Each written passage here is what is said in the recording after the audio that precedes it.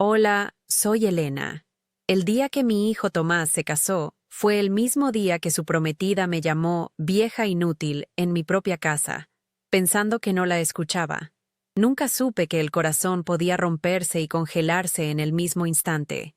¿Alguna vez te han hecho sentir invisible en tu propio hogar? Antes de contarte lo que escuché esa noche, la víspera de la boda que lo cambió todo, déjame un comentario diciéndome desde dónde me estás viendo y suscríbete al canal. Créeme, no querrás perderte lo que sucede cuando una vieja inútil decide que ya ha tenido suficiente. Todo comenzó por la soledad. Cuando mi esposo, Juan, falleció, el silencio en nuestra casa de Coral Gables se volvió ensordecedor. Cada habitación, cada pasillo, guardaba un eco de su risa que ya no estaba. La casa, que una vez fue nuestro refugio lleno de vida, se sentía como un mausoleo elegante y vacío. Por eso, cuando mi hijo Tomás me dijo que él y su prometida, Valeria, buscaban un lugar, no lo dudé. Les abrí las puertas de mi casa y de mi corazón, pensando que su juventud y su amor llenarían el vacío que Juan había dejado. Creí que volvería a tener una familia, pero en realidad, solo estaba invitando a los arquitectos de mi propia humillación. Al principio, su presencia fue un bálsamo. Escuchar pasos en la escalera, el sonido de la televisión en la sala, el olor a café por la mañana, todo parecía devolverle la vida a la casa. Pero poco a poco, la melodía cambió.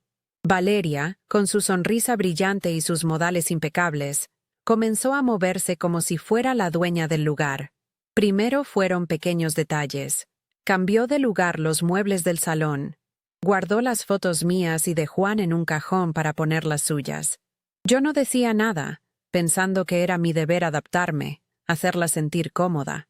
Pero pronto me di cuenta de que su comodidad significaba mi invisibilidad.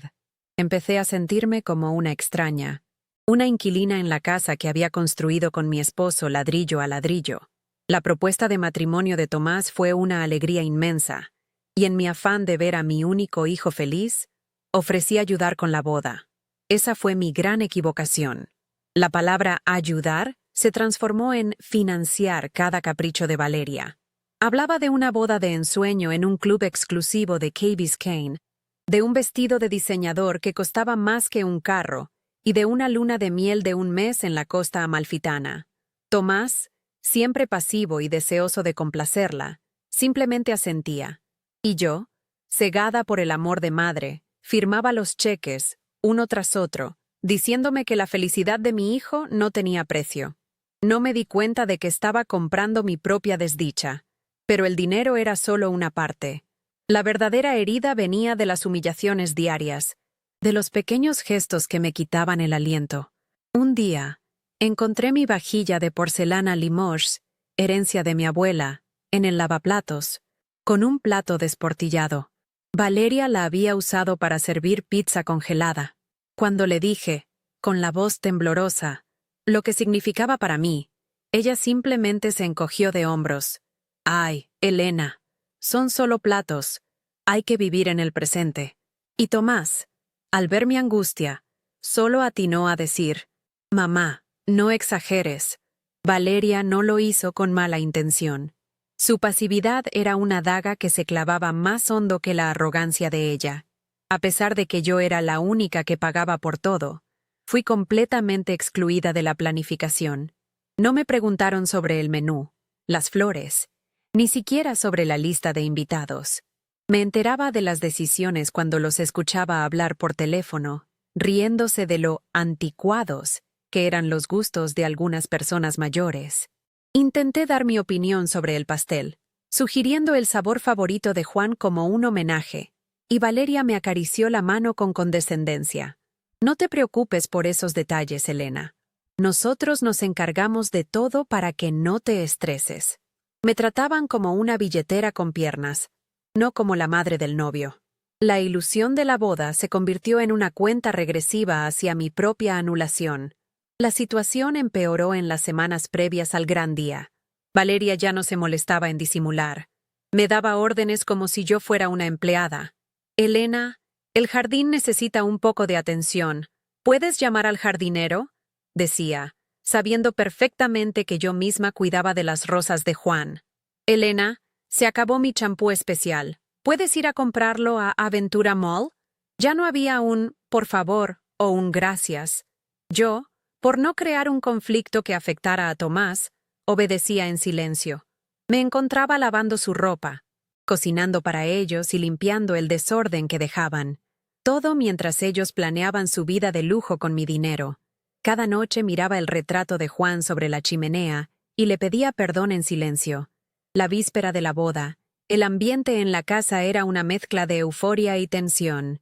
Yo estaba en la cocina desde el amanecer, preparando una cena especial para ellos, una vieja tradición familiar para desear buena suerte.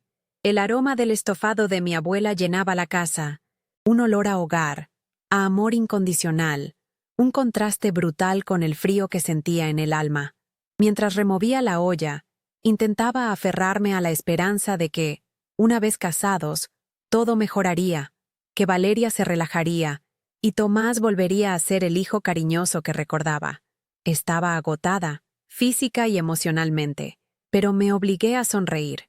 Era la última noche antes de entregar a mi hijo, y quería que fuera perfecta, sin saber que estaba a punto de escuchar las palabras que destrozarían mi última ilusión. Terminé de remover el guiso y apagué el fuego. El aroma a romero y vino tinto, el mismo que mi madre me enseñó a perfeccionar, se esparcía por la cocina. Era una receta que se servía en nuestra familia en las grandes ocasiones. Un plato que simbolizaba amor y buenos deseos. Mientras ponía la mesa con el mantel de lino que Juan y yo compramos en un viaje a Italia, sentí un nudo en la garganta. Estaba tratando de inyectar calidez y tradición en una casa que se había vuelto fría y ajena.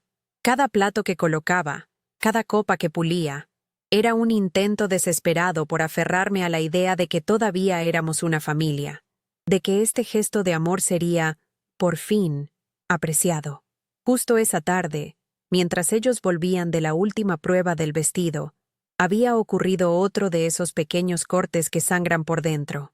Valeria entró presumiendo lo espectacular que se veía, y yo, con toda la ilusión del mundo, saqué de mi joyero el broche de perlas y diamantes que mi abuela usó en su boda y que yo misma llevé en la mía. Se lo ofrecí, diciéndole que era una tradición familiar. Ella lo tomó, lo miró con una mueca casi imperceptible y dijo, «Es clásico. Gracias, Melena, pero no va con el estilo moderno del vestido». Lo dejó sobre una mesita como si fuera una baratija sin valor. Tomás, a su lado, solo sonrió y dijo, «Valeria tiene un gusto impecable, mamá». Cada palabra suya era una justificación, una excusa para la crueldad de ella. Esa noche, mientras ellos estaban en su habitación, supuestamente descansando antes del gran día, yo no podía dormir. Daba vueltas en la cama, la misma donde había dormido con Juan por más de 50 años. El silencio de la casa era diferente ahora. No era la paz que sentía cuando él vivía, sino un silencio cargado de tensiones no dichas, de resentimientos que flotaban en el aire como polvo. Me sentía agotada, no solo por el trabajo físico de los preparativos, sino por el peso emocional de sentirme constantemente juzgada y devaluada. Me levanté y caminé por los pasillos oscuros, pasando los dedos por las paredes de la casa que ya no sentía mía. Era una sombra moviéndose en su propio museo. La semana anterior, invitaron a unos amigos suyos, una pareja igual de joven y ostentosa. Estábamos en la terraza, junto a la piscina que Juan tanto amaba. Cuando me presentaron, Valeria dijo con una sonrisa forzada, «Ella es Elena, la mamá de Tomás. Vive con nosotros». La frase me golpeó como una bofetada. ¿Yo vivía con ellos? ¿En mi propia casa? Vi la mirada de lástima de sus amigos, como si fuera una pobre anciana a la que le hacían un favor. Me senté en una esquina, con una copa de agua en la mano, y los escuché hablar de sus viajes a Dubái y de sus planes de comprar un yate. Nunca me había sentido tan pequeña e insignificante en toda mi vida. El dinero se iba como agua entre los dedos. Cada día llegaban paquetes de tiendas exclusivas de Bal Harbour, facturas de floristas, de organizadores de eventos, del club de jazz donde sería la recepción. Un día, revisando los estados de cuenta, vi un cargo de una joyería de lujo. Cuando le pregunté a Tomás, me dijo con toda naturalidad que Valeria le había comprado un reloj Rolex como regalo de bodas. Fue un detalle precioso de su parte, mamá, dijo, sin atreverse a mirarme a los ojos. El reloj que él llevaba en la muñeca, símbolo de su nuevo estatus, había sido pagado con el dinero que Juan y yo habíamos ahorrado durante toda una vida de trabajo. La audacia era tan grande que me dejó sin palabras, solo con un sabor amargo en la boca. Esa misma noche, antes de empezar a cocinar, me detuve frente al gran retrato de Juan que colgaba sobre la chimenea. Su sonrisa era tan viva que casi podía escuchar su voz diciéndome: «Elena, mi reina, ¿qué dejas que te hagan?». Sentí una oleada de vergüenza. Él siempre me había tratado con un respeto y una adoración que yo había empezado a olvidar que merecía. Me había convertido en una espectadora pasiva de mi propia demolición, permitiendo que pisotearan no solo mi dignidad, sino también el legado de amor y respeto que habíamos construido juntos. Le pedí perdón en silencio, sintiendo que le estaba fallando, que había dejado que dos extraños se apoderaran de nuestro santuario. La mañana de la víspera de la boda fue el colmo. Valeria me entregó una lista de tareas como si yo fuera su asistente personal. «Elena, tienes que llamar para confirmar el transporte de los invitados. Elena, asegúrate de que mi maleta para la luna de miel esté lista. Elena, plancha el traje de Tomás». No había ni un por favor, ni un gracias. Era simplemente una sucesión de órdenes. Yo asentía mecánicamente, con la mandíbula apretada para no gritar. Me movía por la casa como un autómata, cumpliendo sus caprichos, mientras mi resentimiento crecía como una marea oscura. Quería que todo terminara. Anhelaba que la boda pasara para poder, quizás, recuperar un poco de paz. En un momento, mientras yo estaba limpiando un derrame en la cocina, Tomás entró. Vio las ojeras bajo mis ojos, mis manos temblorosas. Se acercó y me puso una mano en el hombro. «Mamá, estás haciendo demasiado. ¿Por qué no te sientas un rato?». Sus palabras, que pretendían ser amables, solo avivaron mi dolor, porque él veía mi agotamiento, veía la forma en que Valeria me trataba, y no hacía absolutamente nada para detenerlo.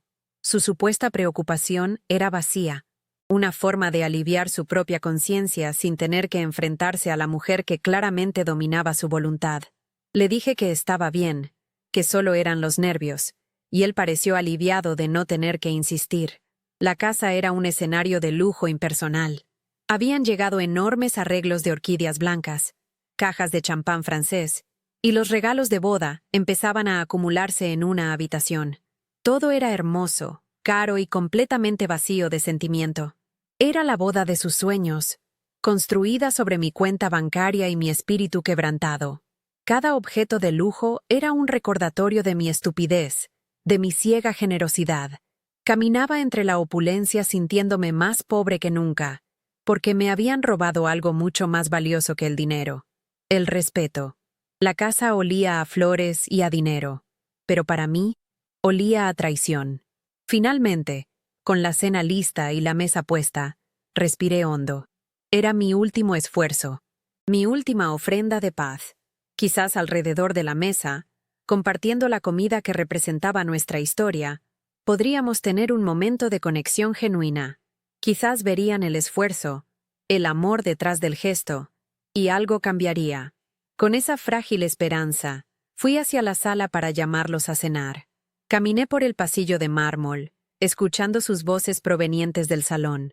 Me detuve un instante antes de entrar, queriendo componer mi mejor sonrisa. Fue en ese breve silencio, en esa pausa antes de la tormenta, que escuché las palabras que lo cambiarían todo para siempre. Valeria estaba hablando por teléfono, su voz clara y burlona resonando en la silenciosa casa. No estaba gritando, hablaba en un tono conversacional, lo que lo hacía aún más cruel. La escuché reírse, una risa cristalina y afilada. «Sí, claro que estamos emocionados. La costa amalfitana nos espera», dijo a quien estuviera al otro lado de la línea. Hizo una pausa, y luego soltó la frase que se grabaría a fuego en mi memoria. la frase que finalmente me despertó de mi letargo. Total, para algo tiene que servir la vieja esta, ¿no? Al menos nos pagará la luna de miel soñada. Y después, otra risa, compartiendo su cruel victoria con su confidente. Cada sílaba fue como un trozo de hielo clavándose directamente en mi corazón. Me quedé paralizada en el pasillo, con la mano a medio camino de la manija de la puerta del salón. Las palabras de Valeria, vieja inútil, rebotaban en las paredes de mi mente, borrando cualquier otro pensamiento. El aroma del estofado que había cocinado con tanto amor, el olor a hogar que siempre me había reconfortado, de repente se volvió nauseabundo. Sentí una punzada aguda en el pecho, pero no era de tristeza. No había lágrimas. Era algo más frío, más duro. Era el sonido de la última de mis ilusiones haciéndose añicos contra el suelo de mármol. En ese instante, la mujer ingenua y complaciente que había sido durante meses murió, y en su lugar nació una claridad helada y cortante. Comprendí que no era su madre, ni su anfitriona. Era solo un cajero automático con fecha de caducidad. Retrocedí en silencio, sin hacer el menor ruido. Mis pies se movían con una lentitud deliberada, como si pisara sobre un campo minado. Volví a la cocina y me quedé mirando la mesa que había puesto con tanto esmero. El mantel de lino, la vajilla de mi abuela, las copas de cristal, todo parecía una burla, un escenario montado para mi propia humillación. Apoyé las manos en la encimera de granito para no caerme, y una ola de ira, una rabia profunda y silenciosa que no sabía que albergaba, subió desde mis entrañas. No era un fuego que quema, sino un hielo que congela y fortalece. Ya no sentía dolor, sentía poder, el poder que te da saber que ya no tienes absolutamente nada que perder, porque ya te lo han quitado todo. Ignoré sus risas que seguían llegando desde el salón y caminé con paso firme hacia el estudio de Juan. Era mi santuario, el único lugar de la casa que ellos no se habían atrevido a tocar. Me senté en su viejo sillón de cuero, el que olía a él, a tabaco de pipa y a seguridad. Levanté la vista hacia su retrato, colgado sobre la chimenea, y su sonrisa pareció darme la respuesta. Recordé lo que siempre me decía. Elena, tu verdadera fuerza no está en levantar la voz, sino en la calma de tus decisiones. Nunca dejes que nadie te haga sentir pequeña. Esas palabras resonaron en mí como un mandato. Se acabaron las súplicas silenciosas y las esperanzas vanas. Era el momento de actuar, no con gritos ni con dramas, sino con la precisión silenciosa de un cirujano. Con las manos sorprendentemente firmes, levanté el auricular del teléfono antiguo que descansaba sobre el escritorio de caoba. Marqué el número de la línea de atención privada de mi banco, un servicio que Juan había insistido en mantener. Cuando el agente respondió, mi voz sonó clara y autoritaria, una voz que ni yo misma recordaba tener. Buenas noches, soy Elena Rodríguez. Necesito cancelar de inmediato todas las transferencias y pagos programados para el día de mañana. Sí, todos. El pago al club de Key Biscayne, al servicio de catering, al florista, absolutamente todo. Escuché el tecleo del otro lado de la línea. Y por favor, bloquee la tarjeta de crédito adicional a nombre de Tomás Rodríguez, a partir de este momento. Colgué el teléfono y sentí que la primera cadena se había roto. Mi segunda llamada fue al señor Castillo, nuestro abogado de familia durante más de 30 años. Me disculpé por la hora, pero le expliqué que era una emergencia. No me permití ni un solo quiebre en la voz.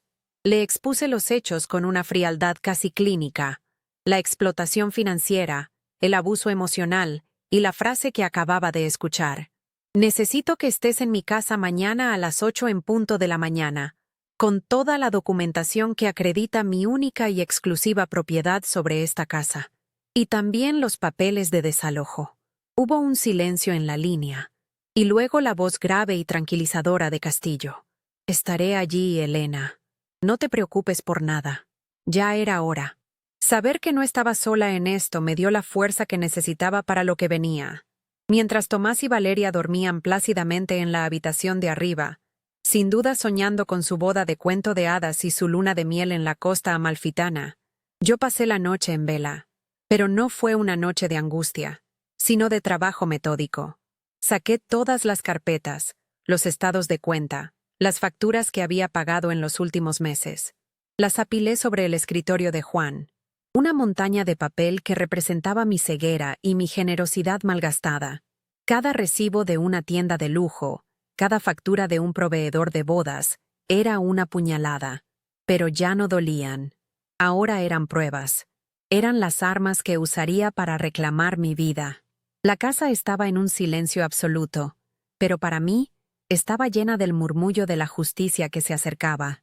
Al amanecer, subí a mi habitación. Abrí mi viejo joyero de madera y saqué el broche de perlas y diamantes que Valeria había despreciado por ser demasiado clásico. Lo sostuve en la palma de mi mano, sintiendo el frío metal contra mi piel.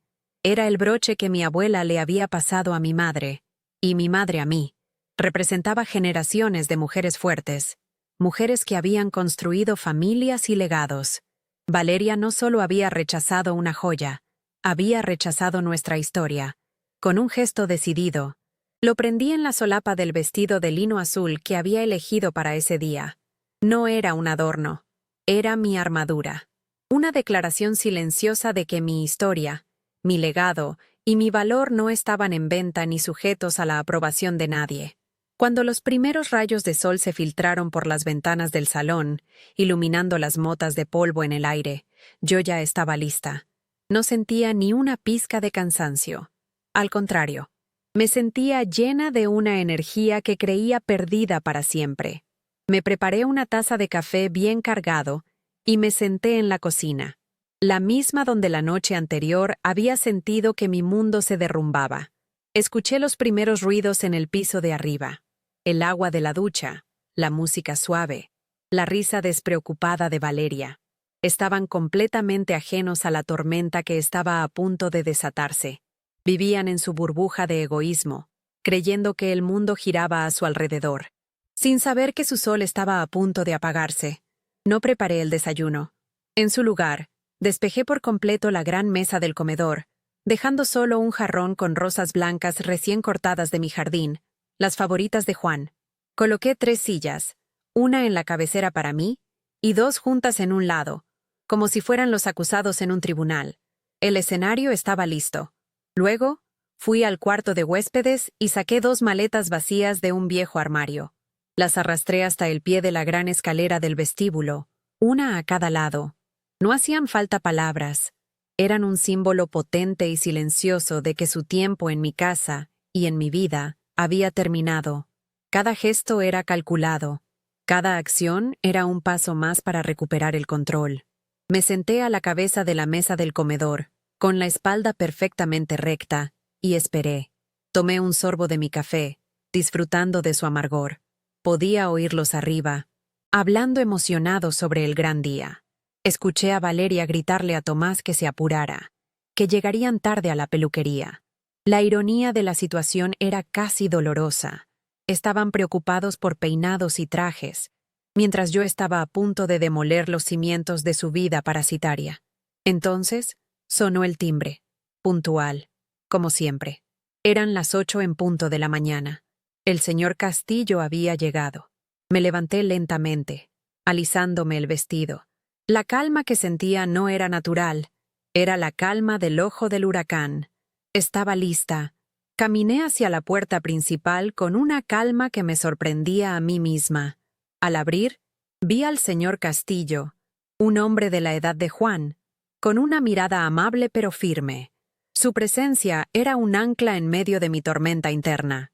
Llevaba un maletín de cuero y vestía un traje impecable, irradiando una autoridad serena que contrastaba brutalmente con el caos emocional que yo había vivido.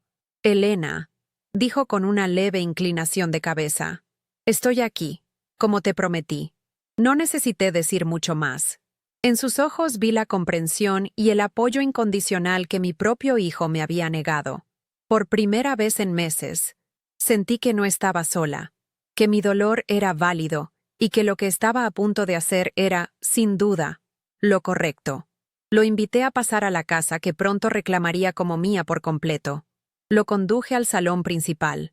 el mismo lugar donde la noche anterior había escuchado la risa burlona de Valeria.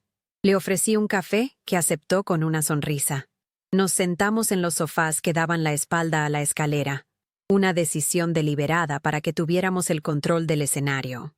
Saqué la carpeta con todas las facturas y estados de cuenta y la puse sobre la mesita de centro. «Aquí está todo», le dije, mi voz sin un atisbo de temblor. «Cada dólar que salió de mi cuenta para financiar una vida que no era la mía».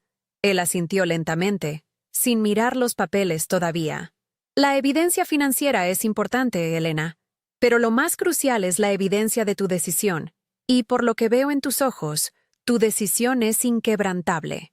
Sus palabras no eran las de un abogado, sino las de un viejo amigo que entendía que lo que se estaba juzgando allí no era dinero, sino dignidad. Mientras hablábamos en susurros, los sonidos de arriba comenzaron a filtrarse. La música pop a todo volumen desde el cuarto de Valeria, su risa aguda y despreocupada, el sonido del secador de pelo. Hablaban a gritos sobre el peinado, el maquillaje, el fotógrafo que los esperaba. Eran los ruidos de la felicidad, o al menos de la anticipación de un espectáculo que creían merecer. Cada carcajada que bajaba por la escalera era como sal en mi herida abierta, pero ya no me causaba dolor, sino que reforzaba mi resolución. Estaban celebrando en la cima de un volcán que no sabían que estaba a punto de hacer erupción. La distancia entre su mundo de fantasía y mi nueva y cruda realidad, separado solo por un techo, era abismal. Por un instante fugaz, mi mirada se desvió hacia una fotografía en la repisa de la chimenea. Tomás a los 8 años, sonriendo sin un diente, abrazado a mí en la playa de Key Biscayne. Sentí una punzada en el corazón, un eco de ese amor incondicional de madre que me había llevado a este punto. ¿En qué momento se había perdido ese niño? ¿En qué momento permití que se convirtiera en un hombre tan débil, tan dispuesto a sacrificar a su propia madre por la comodidad y la ambición de una extraña? Pero la punzada fue solo eso, un eco. La mujer que lo había criado con amor había sido reemplazada por una vieja inútil. El recuerdo de esas palabras fue suficiente para apagar cualquier atisbo de culpa. No estaba traicionando a mi hijo, estaba salvando a la mujer que él y su prometida habían intentado enterrar. El señor Castillo abrió su maletín y sacó una serie de documentos, extendiéndolos sobre la mesa. «Aquí está la escritura de la casa, Elena, a tu nombre, exclusivamente. Aquí están los testamentos, tuyo y de Juan, que dejan todo claro. Y aquí», dijo, sacando un último fajo de papeles, «está la orden de desalojo, lista para ser firmada y entregada. Legalmente, no tienen ningún derecho a permanecer aquí un minuto más de lo que tú permitas». Revisé los documentos con él, y cada firma de mi esposo, cada cláusula que me protegía, se sentía como un abrazo desde el más allá. Juan siempre había cuidado de mí, incluso después de haberse ido.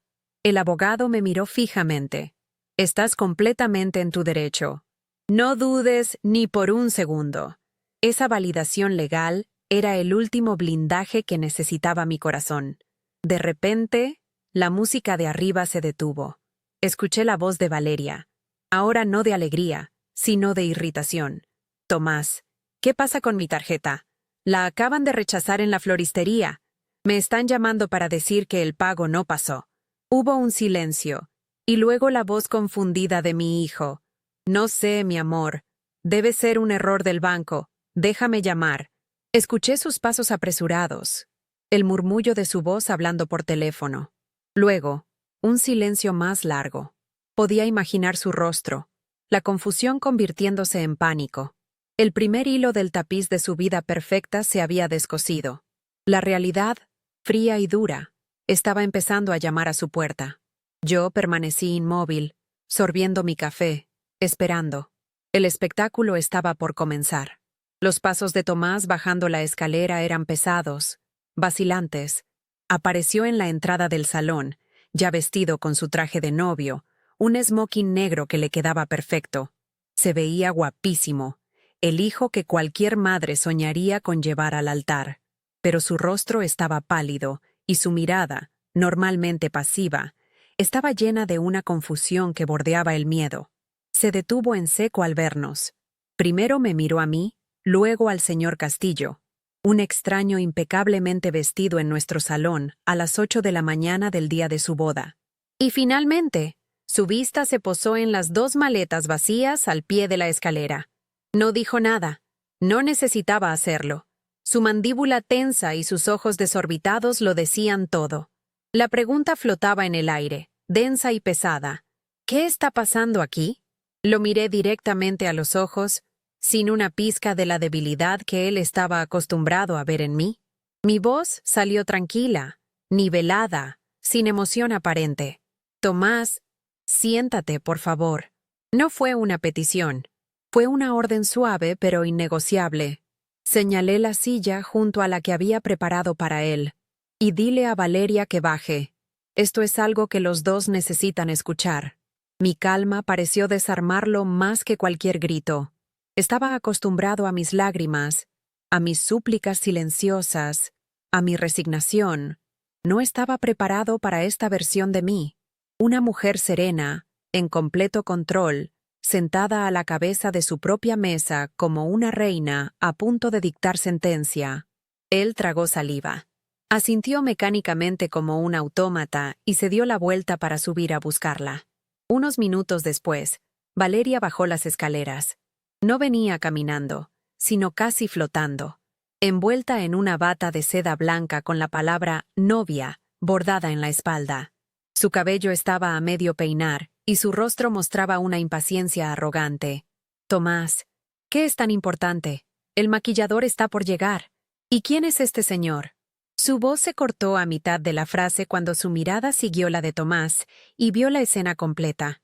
Yo, el abogado, los papeles sobre la mesa y, finalmente, las maletas. La arrogancia se desvaneció de su rostro, reemplazada por una máscara de incredulidad y un destello de pánico en sus ojos. Se detuvo en el último escalón, aferrándose a la barandilla, como si de repente el suelo se hubiera vuelto inestable bajo sus pies. Se quedaron allí de pie, en medio del gran vestíbulo, como dos actores que de repente olvidaron sus líneas. La novia radiante y el novio apuesto, listos para su gran día, pero congelados en el umbral de su propia ruina. El silencio en la casa era absoluto, roto solo por el suave tic-tac del reloj de pie en el pasillo, un reloj que había medido las horas felices de mi matrimonio y que ahora contaba los segundos para el final de su farsa. El señor Castillo permanecía a mi lado, un testigo silencioso y formidable de mi renacimiento. Los miré a los dos, a la pareja que había planeado su futuro brillante sobre mis cenizas, y supe que el poder había cambiado de manos. Ya no era la víctima, era la jueza, y la sesión estaba a punto de comenzar. Finalmente, les pedí que se sentaran. Mi voz sonó extrañamente serena en el silencio tenso del comedor. Por favor, tomen asiento. Hay algo que debemos discutir antes de que continúen con los planes para el día de hoy. Valeria me lanzó una mirada de puro desdén, como si mi petición fuera un capricho absurdo que le hacía perder un tiempo precioso. Elena, de verdad, no tenemos tiempo para esto. El maquillador, empezó a decir, pero se calló cuando Tomás, con un gesto casi imperceptible, la instó a obedecer. Se sentaron frente a mí, rígidos e incómodos, como dos extraños en una reunión de negocios que no habían solicitado. El sol de la mañana entraba a raudales por los ventanales, iluminando la escena con una claridad casi cruel, sin dejar lugar a sombras ni a mentiras. Era el escenario perfecto para la verdad. Los miré a ambos, primero a mi hijo, cuyo rostro era una máscara de confusión, y luego a ella, cuya impaciencia empezaba a teñirse de una visible irritación. No empecé con acusaciones ni reproches. El dolor que me habían causado era demasiado profundo para reducirlo a un simple altercado. En cambio, deslicé una sola hoja de papel sobre la pulida superficie de la mesa de caoba. Era el estado de cuenta del banco, con todos los cargos de la boda resaltados en amarillo. Quería informarles, comencé, mi voz tan estable como una roca, que esta mañana he hablado con el banco. Todas las transferencias programadas para hoy, incluyendo el pago final al Club de Yates, al servicio de catering y a la florería, han sido canceladas. Asimismo, la línea de crédito que financiaba su luna de miel en la costa amalfitana ha sido cerrada. La reacción de Valeria fue instantánea y volcánica. Se puso de pie de un salto, golpeando la mesa con la palma de la mano. ¿Qué? ¿Estás loca? No puedes hacer eso. Hoy es el día de mi boda. Su voz era un chillido agudo que rompía la paz de la mañana. Se giró hacia Tomás, con el rostro enrojecido por la furia.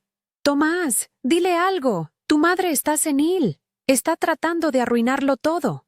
Pero Tomás no se movió. Permanecía sentado, con la mirada fija en el papel sobre la mesa, como si las cifras resaltadas en amarillo fueran un idioma extranjero que intentaba descifrar. Su silencio, su pasividad, que antes me había herido tanto, ahora era la prueba irrefutable de su complicidad y su cobardía. Él lo sabía. Sabía que todo lo que ella gritaba era cierto. Estaba pagado con mi dinero, y yo tenía todo el derecho de detenerlo. Mientras Valeria seguía gritando, una sarta de insultos y amenazas sobre cómo la estaba humillando, yo permanecí en silencio, observándola. Era fascinante y terrible a la vez. Vi cómo la máscara de sofisticación y encanto se derretía, revelando el rostro crudo de la codicia y el egoísmo. Ya no era la prometida perfecta, la futura nuera adorable. Era una extraña enfurecida, una usurpadora a la que le acababan de cortar su fuente de ingresos.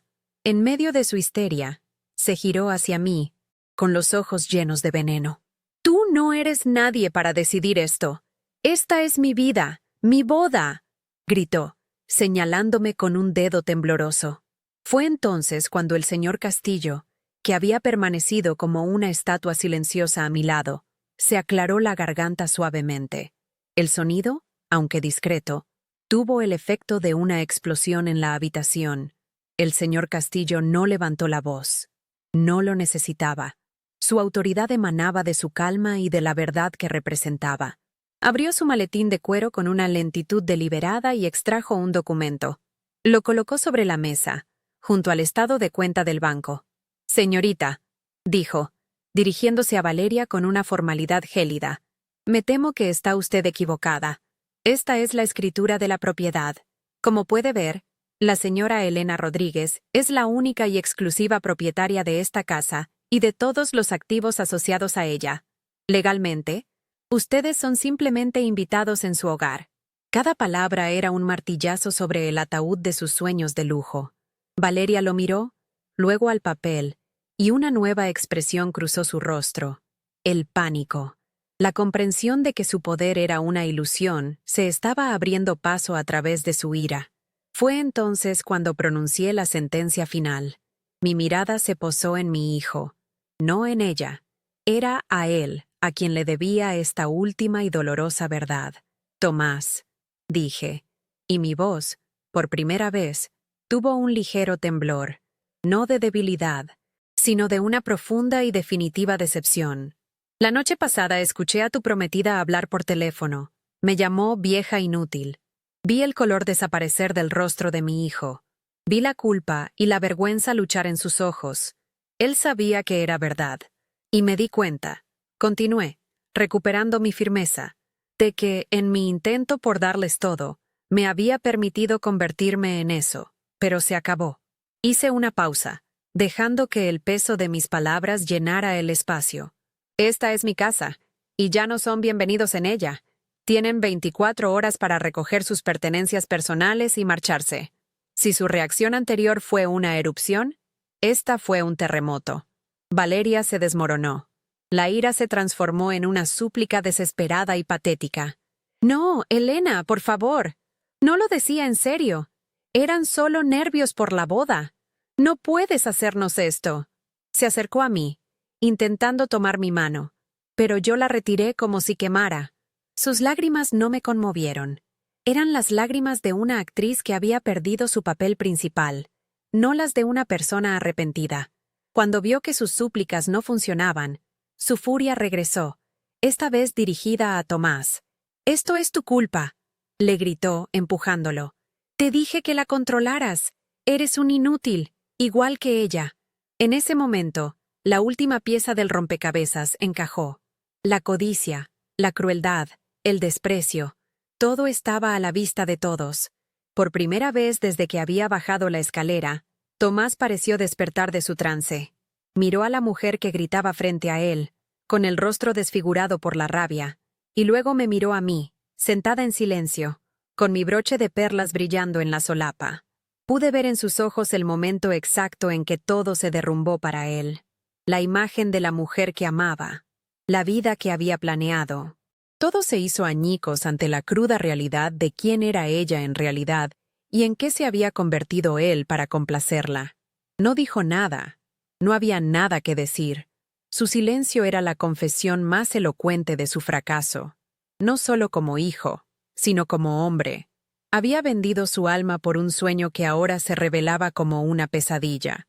Me levanté lentamente de mi silla. El sol de la mañana ahora llenaba por completo el salón, y sentí su calor en mi espalda como una bendición. Ya no había nada más que decir. La batalla había terminado, y no se había ganado con gritos, sino con la fuerza silenciosa de la verdad. Miré a las dos personas que habían convertido mi hogar en una prisión y sentí una extraña mezcla de pena y liberación. Pena por el hijo que había perdido, y liberación por la mujer que había recuperado. El señor Castillo también se puso de pie, un guardián silencioso de mi recién reclamada soberanía. La casa, mi casa, de repente se sintió inmensa, llena de posibilidades, ya no ahogada por la presencia de ellos. Caminé hacia la puerta del salón sin mirar atrás. Mi paso era firme. Al pasar junto a las maletas vacías en el vestíbulo, no sentí ni triunfo ni rencor, solo una profunda y serena paz. Me dirigí hacia la puerta que daba al jardín. El jardín de Juan, mi refugio. Detrás de mí, escuché el primer sollozo de Tomás, un sonido ahogado y roto. El sonido de un hombre que finalmente comprendía la magnitud de lo que había perdido. No era solo una boda, una casa o el dinero. Había perdido a su madre, había perdido su brújula moral, y se había quedado solo con la mujer que había demostrado ser tan vacía como los sueños que le había vendido.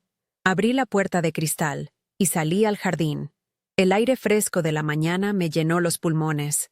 El aroma de las rosas de Juan era más dulce que nunca. Me detuve allí, bajo el sol de Florida, y por primera vez en mucho tiempo, el silencio de mi casa no se sintió como soledad, se sintió como libertad.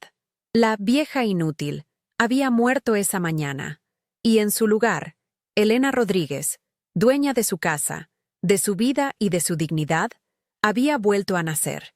El día de la boda se había convertido, irónicamente, en el día de mi propia liberación, y supe, con una certeza que me recorrió hasta los huesos, que nunca más volvería a permitir que nadie me hiciera sentir invisible. La justicia no siempre llega con truenos y relámpagos. A veces, llega con la calma silenciosa de una puerta que se cierra para siempre. No volví a entrar a la casa de inmediato. Me quedé en el jardín, respirando el aire salado que venía de la bahía. Detrás de mí, a través de los cristales, la escena se desarrollaba sin sonido, como una película muda. Vi a Valeria gesticular, su rostro una máscara de furia. Vi a Tomás, finalmente, ponerse de pie y arrastrarla hacia la escalera. Escuché un portazo que sacudió las ventanas. Luego, silencio. Unos minutos después, el señor Castillo salió al jardín. Puso una mano sobre mi hombro. «Ya está hecho, Elena. Llámame si necesitas cualquier cosa». Lo vi irse y sentí que la última conexión con mi vida anterior se cortaba. Cerré la puerta principal, y el clic de la cerradura fue el sonido más satisfactorio que había escuchado en meses. La casa, por fin, volvía a ser mía. Durante las siguientes horas, escuché los sonidos de su partida. No hubo gritos, solo el ruido sordo y apresurado de cajones que se abrían y cerraban, de maletas arrastradas por el suelo de madera. No subí. Me quedé en la planta baja, preparando una jarra de té helado, moviéndome por mi cocina con una calma deliberada. Alrededor del mediodía, bajaron. No usaron las maletas vacías que yo había puesto. Traían bolsas de lona baratas, repletas hasta reventar. Valeria no me miró. Pasó junto a mí con la barbilla en alto, sus ojos hinchados de tanto llorar de rabia, no de pena. Tomás se detuvo un instante en la puerta. Su rostro estaba demacrado. Quiso decir algo, pero las palabras no le salieron. Solo vi en sus ojos un abismo de arrepentimiento. Luego, se fue. Vi cómo subían a su carro, un BMW que yo había ayudado a pagar, y se marcharon de mi vida para siempre. En cuanto el sonido del motor se desvaneció, la casa se llenó de un silencio abrumador. Pero esta vez, no era un silencio de soledad, sino de alivio. Mi primer acto fue un exorcismo. Subí a la que había sido su habitación y abrí las ventanas de par en par, dejando que la brisa del mar se llevara el olor de su perfume caro y de su arrogancia. Metí en bolsas de basura todo lo que habían dejado atrás. Revistas de moda, productos de belleza a medio usar, un par de zapatos olvidados. Cambié las sábanas, fregué el suelo, y cuando terminé, el cuarto olía a limpio, a lavanda y a un nuevo comienzo. Después, bajé al salón y saqué de un cajón las fotos mías y de Juan. Una por una, las volví a colocar en su sitio, en las repisas, sobre el piano. Estaba reclamando mi territorio, mi historia, mi hogar. Un par de semanas después, sonó el teléfono. Era un número desconocido. Contesté, y la voz al otro lado era la de Tomás. Era una voz débil, quebrada, la de un niño perdido. Me dijo que lo sentía, que no sabía qué decir, que Valeria lo había dejado la semana anterior. Me contó que ella lo culpaba de todo, de haber perdido la vida que merecían. Empezó a llorar, pidiéndome perdón, preguntándome si podía volver a casa, solo por un tiempo, hasta que se recuperara. Escuché todo en silencio, sin interrumpir. Cuando terminó, respiré hondo y sentí una tristeza profunda, pero no por él, sino por el hijo que una vez tuve. Tomás, le dije con una voz que no vaciló. Te perdono, pero no puedes volver. La casa de tu madre ya no es tu hogar. Tienes que construir el tuyo propio. Y colgué. No volví a saber de Valeria directamente, pero Coral Gables es un pueblo pequeño disfrazado de ciudad. Unos meses más tarde, una vieja amiga me contó que la había visto en un evento de caridad, del brazo de un promotor inmobiliario mucho mayor que ella, riendo con la misma risa cristalina que yo recordaba. Llevaba un vestido nuevo y joyas que brillaban bajo las luces. No sentí nada, ni rabia, ni celos, solo una especie de confirmación clínica. Ella era una depredadora, y simplemente había encontrado una nueva presa. Su historia no tenía nada que ver conmigo. Era un capítulo cerrado, un libro devuelto a la biblioteca, uno que nunca volvería a abrir. Su destino era repetir el mismo patrón, una y otra vez, siempre buscando el brillo, pero destinada a vivir en la oscuridad de su propia ambición. Mi vida, en cambio, comenzó a llenarse de luz. Retomé mis viejas pasiones. Volví a mis clases de pintura, al club de lectura, a los almuerzos con las amigas que había descuidado. La casa dejó de ser un mausoleo y se convirtió en mi taller, mi refugio, mi centro de operaciones. Cada mañana, me sentaba en el jardín con mi café y leía el periódico, disfrutando del sol en mi cara. Descubrí que el silencio no era un enemigo, sino un lienzo en blanco sobre el que podía pintar mi día. La gente que venía a mi casa ahora eran personas que me querían por ser yo, no por lo que podían obtener de mí. La risa que resonaba en mis pasillos era genuina, cálida y llena de afecto. Estaba redescubriendo el placer de mi propia compañía. Con el dinero que no se gastó en esa boda de farsa, creé una pequeña fundación a nombre de Juan. Otorgamos becas a jóvenes de bajos recursos que querían estudiar arquitectura, la profesión que él tanto amaba. El día que entregué la primera beca a una chica brillante y humilde, sentí una alegría más profunda y real que la que jamás hubiera sentido viendo a Valeria caminar hacia el altar con un vestido de diseñador. Estaba transformando el dolor en oportunidad, la traición en un legado de bondad. El dinero que ellos habían querido usar para su propio placer egoísta ahora estaba construyendo futuros, honrando la memoria del hombre que me había enseñado el verdadero significado del valor y la generosidad. Un día, Hace como un año, estaba conduciendo de vuelta a casa después de hacer la compra. Me detuve en un semáforo en rojo en la US1. A mi lado, paró un carro viejo y abollado, de esos que apenas se mantienen en pie. Miré de reojo y mi corazón dio un vuelco. El conductor era Tomás. Estaba mucho más delgado, con el pelo revuelto y una barba de varios días. Llevaba una camisa de trabajo manchada y su mirada estaba perdida en el horizonte. Nuestros ojos se cruzaron por un segundo. No hubo reconocimiento, ni un gesto. Solo la mirada vacía de un extraño. El Rolex, por supuesto, ya no estaba en su muñeca. Cuando la luz se puso en verde, él aceleró con un ruido de motor cansado y desapareció entre el tráfico. Esa fue la última vez que lo vi. Esa noche no lloré. Simplemente me senté en mi jardín, bajo el manto de estrellas, con una copa de vino en la mano. Miré mi casa, con las luces encendidas, irradiando una calidez que venía de adentro. Pensé en Tomás, en Valeria, en el dolor que me habían causado, y me di cuenta de que ya no sentía nada. Eran fantasmas de una vida pasada, lecciones aprendidas de la manera más dura.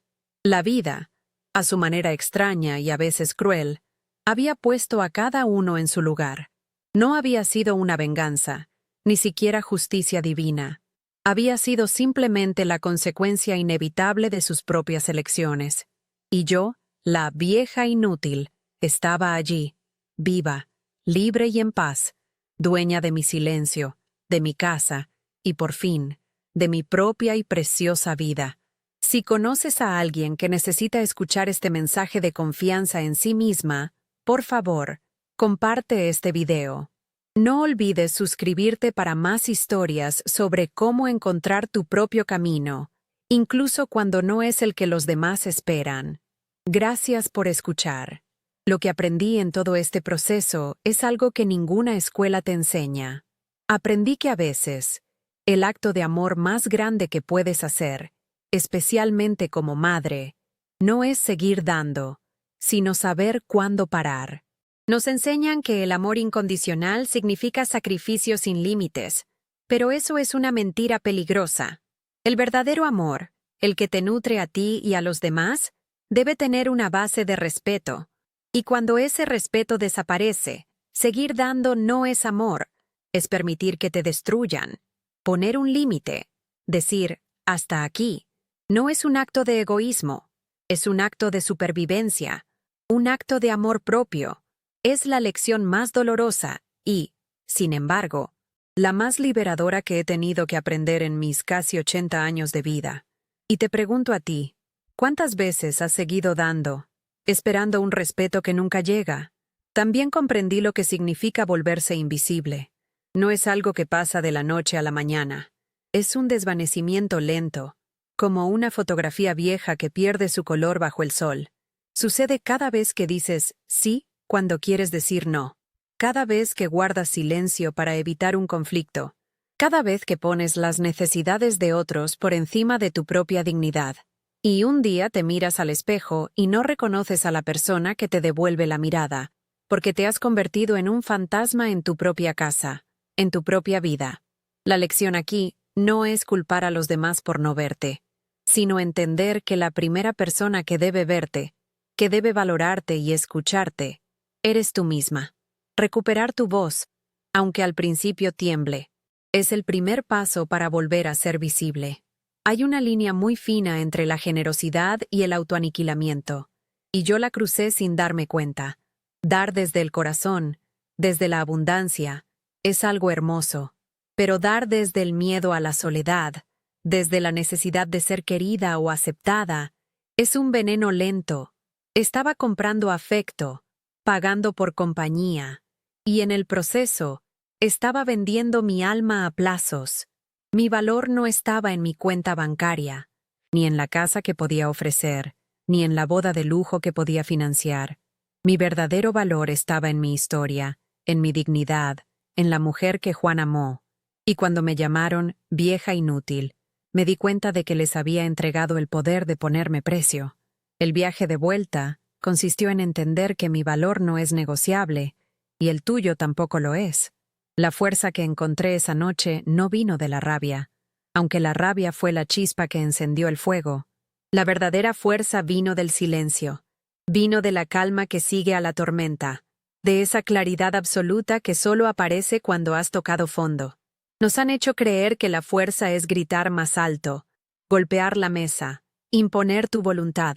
Pero yo descubrí que existe una fuerza mucho más poderosa, la fuerza silenciosa de una decisión inquebrantable. Es la determinación tranquila de quien sabe lo que vale y se niega a aceptar menos. No necesitas un ejército para ganar tu batalla. A veces, todo lo que necesitas es la convicción de tu propio corazón y la valentía de actuar en consecuencia, sin ruido, sin drama, solo con la certeza de que estás reclamando lo que es tuyo. Una de las partes más difíciles fue aceptar al hombre en el que se había convertido mi hijo. Lloré mucho, no por la pérdida de la relación, sino por el duelo del hijo que yo recordaba. Tuve que entender que no podía salvarlo de sí mismo ni de sus decisiones. A veces, amar a alguien significa dejarlo ir para que enfrente las consecuencias de sus actos. No es un castigo, es permitir que la vida les dé las lecciones que tú ya no puedes enseñarles. Mi responsabilidad ya no era protegerlo del mundo, sino protegerme a mí de las decisiones que él tomaba. Es un paso increíblemente doloroso para cualquier padre o madre, pero es necesario para recuperar tu propia paz. Tu felicidad no puede depender de que tus hijos se conviertan en las personas que tú esperabas que fueran. Mi historia no es solo mía. Es la historia de cualquiera que alguna vez se haya sentido pequeño, ignorado o explotado en su propio hogar.